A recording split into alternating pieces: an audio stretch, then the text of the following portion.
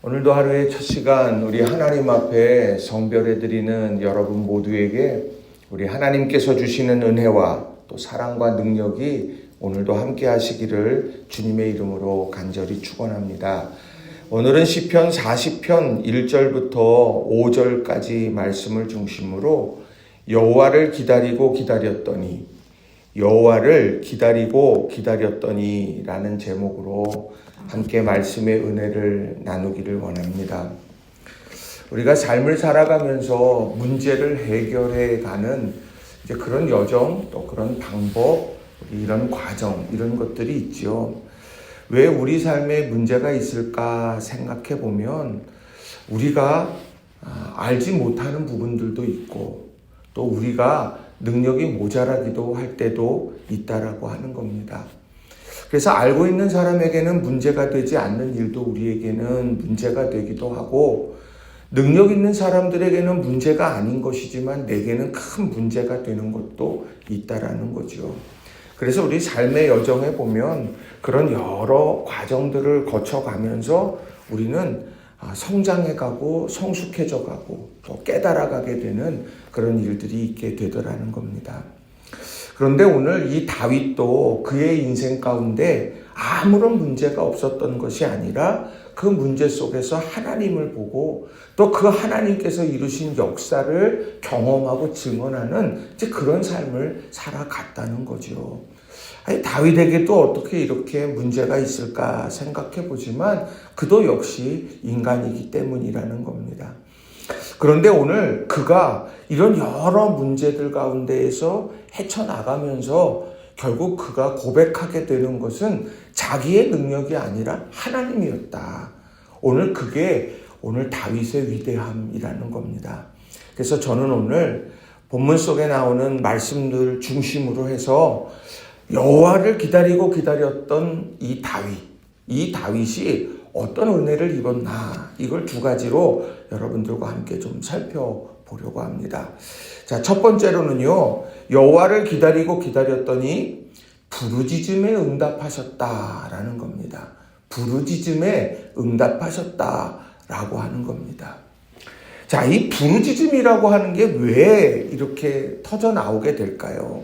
심각하니까 그런 거고, 그리고 위기감이 있으니까 그런 거고, 여기가 끝인 것 같으니까 더 부르짖게 되더라는 거죠. 자, 1절과 2절의 말씀을 보면 이렇게 기록을 합니다. 내가 여호와를 기다리고 기다렸더니 귀를 기울이사 나의 부르짖음을 들으셨도다. 나를 기가 막힐 웅덩이와 수렁에서 끌어올리시고 내 발을 반석 위에 두사 내 걸음을 견고하게 하셨도다. 오늘 여호와를 기다리고 기다렸다라고 이렇게 말을 합니다. 근데 그 여호와를 기다리는 그 전에 무슨 일이 있었냐? 나의 부르짖음을 들으셨다. 그러니까 내가 하나님 앞에 부르짖었던 것, 그 응답의 때를 기다리고 기다렸다. 그러면서 하나님을 바라보면서 기다렸는데 하나님은 결국에 어떻게 하셨냐? 2절에 이 기가 막힐 웅덩이 그리고 수렁에서 나를 건져주셨다. 이게 부르짖음의 응답된 것 아닙니까? 이 기가 막힐 웅덩이라는 게 뭐겠습니까? 이 물살이 소용돌이치는 그런 깊은 계곡. 이 계곡 잔잔한 것 같지만 그런데 그곳에 이렇게 사람들이 가게 되면 어느 순간에 사고가 나게 되고 막 그런 때 있지 않습니까? 이게 그 안에서 뭐가 막 일어나는지 모르는 거예요. 물살이 소용돌이치는 깊은 계곡, 그런 계곡처럼 여기서 내가 헤어나올 수 있을까 하는 그런 여러 순간순간이 있었지만 하나님은 그 순간에 내 외마디 부르짖음도, 내 간절한 부르짖음도 하나님께서는 들으시고 응답해 주시더라, 건져 주시더라 라고 하는 것이죠. 그리고 또 어떻게 합니까? 내가 구하지 않은 것도 더 이루어 주시더라는 거예요. 내 발을 반석 위에 두사 내 걸음을 견고하게 하셨다. 건져주신 것뿐만 아니라 내 발을 반석 위에다가 탁 두셔서 실족하지 않도록 하시고 또 걸음을 걸어갈 때에 견고하게 하셨다. 그러니까 내 인생의 행로 하나님께서 함께하여 주시면서 하나님께서 그 일들을 이루어가도록 소원하는 항구로 들어갈 수 있도록 하나님께서 도우시더라 라고 하는 것이죠. 그러니까 오늘 이 1절과 2절에 나오는 말씀은 부르짖는, 어려운 상황 속에서 부르짖는 하나님의 백성의 그 기도, 그 간절한 부르짖음, 하나님께서는 기다리고 기다리던 사람에게 결국에는 건져주시고 또 반석 위에 올려주시고 그리고 그의 행로와 함께 하시는 은혜를 베풀어 주시더라는 거죠. 그런데 우리가 부족한 게 뭐겠습니까? 기도하지 않는 것도 문제가 되겠지만 기다리지 못하는 것도 있는 거예요. 내가 하나님 앞에, 내가 이 하나님 앞에 드리는 이 기도 하나님 들으실 줄로 믿습니다. 좀 기다리겠습니다. 하나님 간절히 사모하며 기다리겠습니다. 이 기다림으로 나아가는 저와 여러분이 다 되시기를 주님의 이름으로 간절히 축원합니다. 히브리서 10장 36절은 이렇게 말씀해요. 너희에게 인내가 필요함은 너희가 하나님의 뜻을 행한 후에 약속하신 것을 받기 위함이라. 오늘 이걸 여러분이 마음속에 탁 새기시고 믿음 안에서 오늘 기도하시고 그 기도한 내용들 하나하나들을 간직하시고 그걸 끊임없이 이루어지기까지 기도하시고 결국에 우리도 기가 막힐 웅덩이 그리고 수렁에서 끌어올려주시는 하나님의 역사, 내 발을 반석 위에 두셔서 안전하게 하시는 은혜, 내 걸음을 견고하게 하셔서 소원의 항구로 들어가게 하시는 놀라운 하나님의 은혜를 우리가 경험해가는 저와 여러분 모두가 다 되시기를 주님의 이름으로 간절히 축원합니다. 두 번째로는요, 여호와를 기다리고 기다렸더니 어떠냐? 새로운 노래를 부르게 하셨다는 겁니다. 새로운 노래를 부르게 하셨다라고 하는 거예요. 그게 3절에 나오는 말씀이죠. 3절은 이렇게 기록을 합니다. 새 노래 곧 우리 하나님께 올릴 찬송을 내 입에 두셨으니 많은 사람이 보고 두려워하여 여호와를 의지하리로다. 자, 날마다 새 노래를 부르게 하신답니다. 새로운 노래, 이건 뭐겠습니까? 아유, 야, 그 얘기 그만해. 야, 어떤 사람 보면 뭐 이제 그 했던 얘기 또 하고 막 그렇게 이야기 하잖아요. 아, 그거 알아. 이제 그거 알아. 그런데 오늘 여기서는 뭐냐? 새 노래를 부르게 한대요. 그러니까 날마다 기가 막힌 하나님의 은총이 우리 삶에 펼쳐지도록 하신다. 그걸 노래할 수 있도록 우리에게 기회를 주신다. 이 얘기예요. 이게 얼마나 감격스러운 이야기인지 모릅니다. 근데 그 새 노래의 내용이 뭐겠습니까? 5절이에요. 새 기도의 내용이. 여호와 나의 하나님이여 주께서 행하신 기적이 많고 우리를 향하신 주의 생각도 많아 누구도 주와 견줄 수 없나이다. 내가 널리 알려 말하고자 하나 너무 많아 그 수를 셀 수도 없나이다. 누가 행하신 기적이요? 주께서 행하신 기적이 너무 많대요. 우리를 향하신 주의 생각, 나보다도 더 나를 생각해 주시는 분이 주님이시다. 이런 것을 깨닫게 하시고 보게 하시고 그로 인해 펼쳐지는 일들을 내가 경험하게 하나님께서는 만들어 가신다라고 하는 거예요. 오늘 이 은혜가 우리에게 얼마나 중요하고 이 은혜가 얼마나 우리에게 귀한 것이겠어요.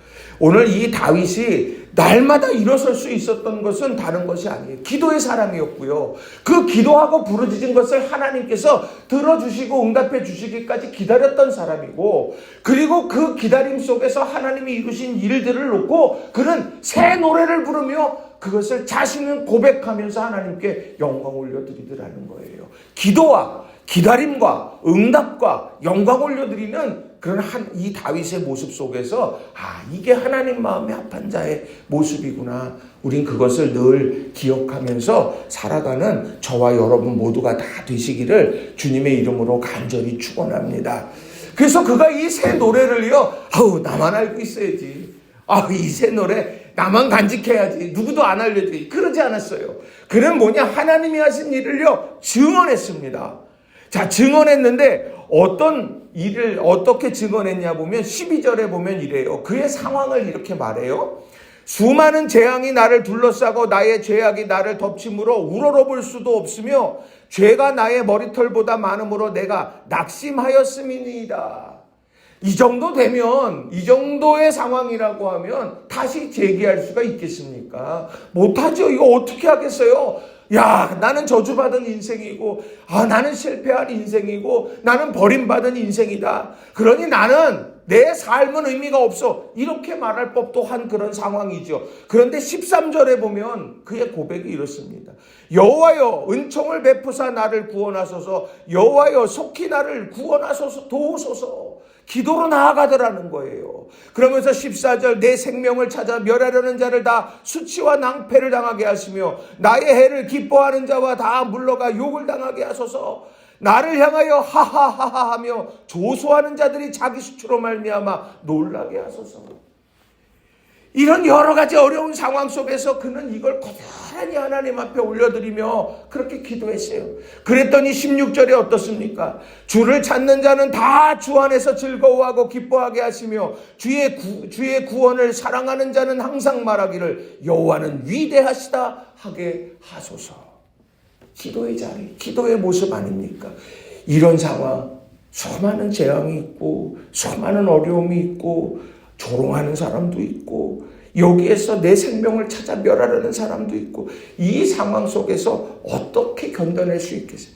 하나님을 바라보면서 견딜 수 있고 하나님이 붙잡아 주셔서 견딜 수 있었다는 거예요. 그런데 오늘 그의 결과는 어떻습니까? 이런 상황 속의 결과는 1절, 내가 여호와를 기다리고 기다렸더니 귀를 기울이사 나의 부르짖음을 들으셨도다. 여러분, 주님께서 응답해 주실 줄로 믿으시길 바랍니다. 응답의 때를 기다리는 거예요. 우리 기도하면서 응답의 때를 기다리고 그 응답한 자가 해야 하는 중요한 일은 새 노래를 부르는 겁니다. 그런 어려움과 아픔 속에서 살아가는 이들에게 새 노래 속에 담긴 하나님의 사랑, 하나님의 능력, 하나님의 계획, 이런 것들을 전해 주어야 한다는 거죠. 그게 전도고 그게 오늘 간증이 되는 거예요. 우리 사랑하는 성도님들, 날마다 새로운 노래를 부르게 하시는 은혜가 여러분 가운데 가득하시기를, 또 하나님께서 예기치 않는, 또 내가 상상할 수도 없었던 그런 하나님의 선하신 손길이 우리의 삶의 시온의 대로를 활짝 열어주시는 축복이 여러분에게 가득하시기를 주님의 이름으로 간절히 축원합니다. 말씀을 정리합니다. 여호와를 기다리고 기다렸더니, 그게 얼마나 힘들까요? 여호와를 기다리고 기다렸더니, 지금 내 삶에 이런 어려움들이 쫙 있는데 기다린다. 뭐라도 지금 해야 될 것 같은데 기다리다니. 중요한 건 우리가 그 기다림 속에서 하나님께 부르짖은 것, 그걸 하나님은 반드시 응답하신다는 거예요. 신실하신 하나님이시니까. 그리고 우리는 그 신실하신 하나님을 경험하고 역사를 체험하고 새 노래를 불러 우리는 하나님께 영광을 올려드리는 거예요. 이런 아름다운 삶을 우리가 살아가는 저와 여러분 모두가 다 되시기를 주님의 이름으로 간절히 축원합니다. 기도하겠습니다.